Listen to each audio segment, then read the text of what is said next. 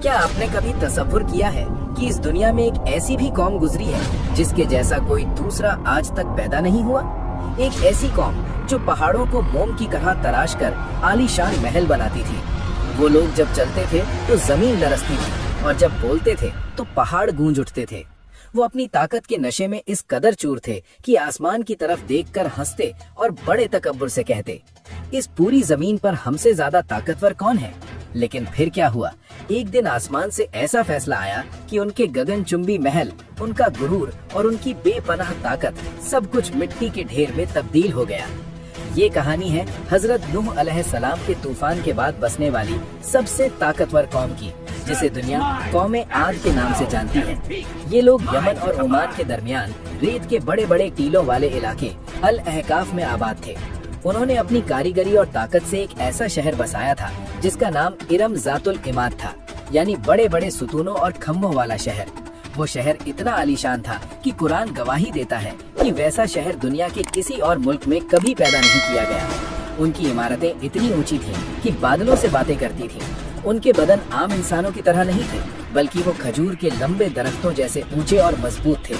अहकाफ की रेत में उनके शहर दूर दूर तक फैले हुए थे। जब उनके घोड़े दौड़ते तो टापों से जमीन हिलने लगती।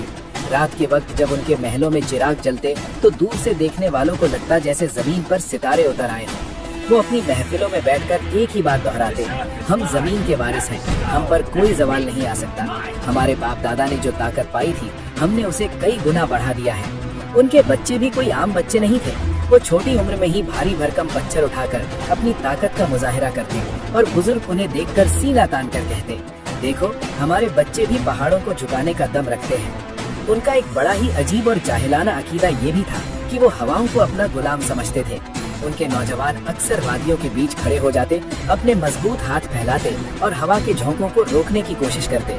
वो अपने आप से कहते, देखो ये हवा हमारे जिस्म के इशारों पर चलती है, अगर हम चाहें तो तूफानों का रुख मोड़ दें। जब कभी उफुक पर काला तूफान आता दिखाई देता तो वो डरने के बजाय ठहाके लगाते और कहते, ये हवाएं हमारा क्या बिगाड़ लेंगी, ये तो हमारे दुश्मनों को तबाह करने आ रही हैं, हम तो हवाओं के आका हैं। मगर अफसोस वो नहीं जानते थे कि जिस हवा को वो अपना खादिम समझ रहे थे, वही उनकी मौत का पैगाम लाने वाली थी। उनके घरों के दरवाजे इतने विशाल और ऊंचे होते थे कि एक घुड़सवार अपने घोड़े समेत बिना सर झुकाए अंदर जा सकता था। उनके खाने पीने के बर्तन पत्थरों को तराश कर बनाए जाते थे और वो इतने बड़े होते थे कि एक ही बर्तन में पूरा खानदान खाना खा ले। वक्त गुजरता गया, उनकी दौलत बढ़ती गई और साथ ही उनका घमंड भी आसमान छूने लगा। वो कमजोरों पर जुल्म करते, राहगीरों को लूटते और हर ऊंची जगह पर बेमकसद यादगारें तामीर करते। जब उनकी सरकशी हद से बढ़ गई तो अल्लाह की रहमत को जोश आया।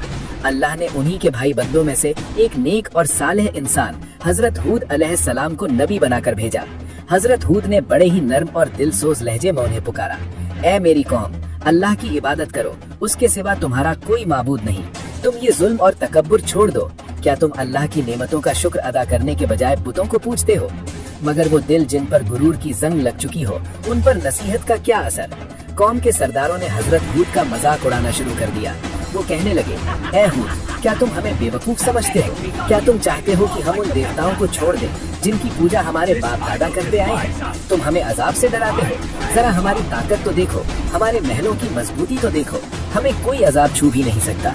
हजरत हूद अलैहिस्सलाम हर रोज बाजारों में, महलों के दरवाजों पर और उनकी सभाओं में जाते और उन्हें अल्लाह के गजब से डराते। वो कहते, मैं तुम्हें उस दिन से डरा रहा हूँ जिसका अजाब बहुत बड़ा होगा। लेकिन जवाब में कोई हंस देता तो कोई मुंह फेर लेता। बच्चे रास्तों में उन पर आवाजें कसते और बड़े कहते, अगर तुम सच्चे हो तो ले आओ वो अजाब जिसका तुम वादा करते हो, हम भी तो देखें कि वो हमारा क्या बिगाड़ लेता है। एक दिन हजरत हूद उनकी भरी सभा में गए, जहाँ वो सोने के तख्तों पर बैठे थे। उन्होंने आखिरी बार समझाया, अल्लाह की पकड़ बहुत सख्त है।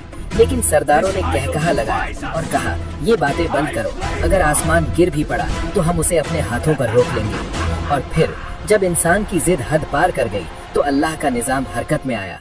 अजाब आने से पहले कुदरत ने उन्हें चेतावनी के तौर पर कुछ इशारे दिए। अहकाफ की वादी में डरावनी आवाजें गूंजने लगी।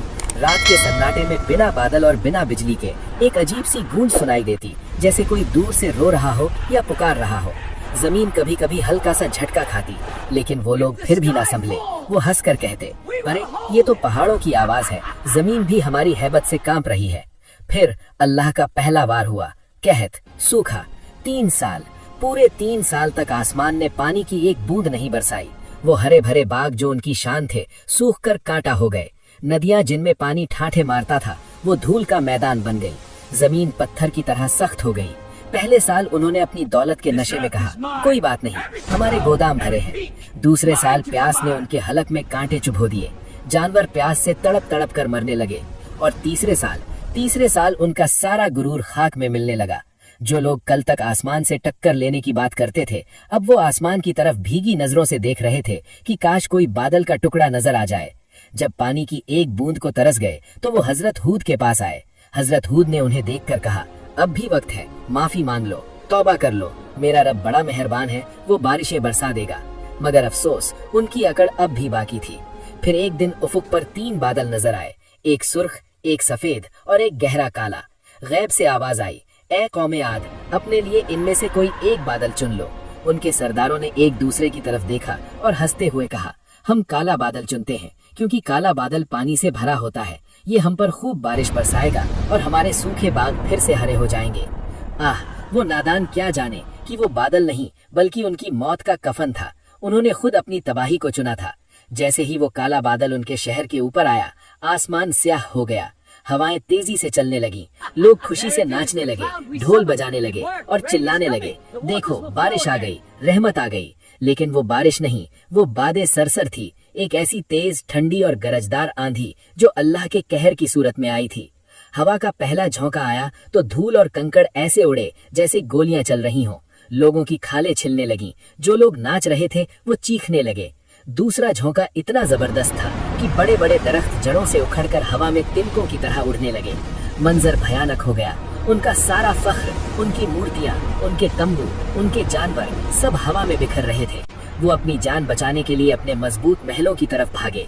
उन्होंने लोहे के भारी दरवाजे बंद कर लिए, अपने बीवी बच्चों को सीने से लगा लिया और कोनों में दुबक गए। उन्हें लगा कि उनके महल उन्हें बचा लेंगे, मगर वो हवा अल्लाह के हुक्म से चल रही थी। वो लोहे के दरवाजों को तोड़कर दीवारों को चीर कर अंदर घुस गई।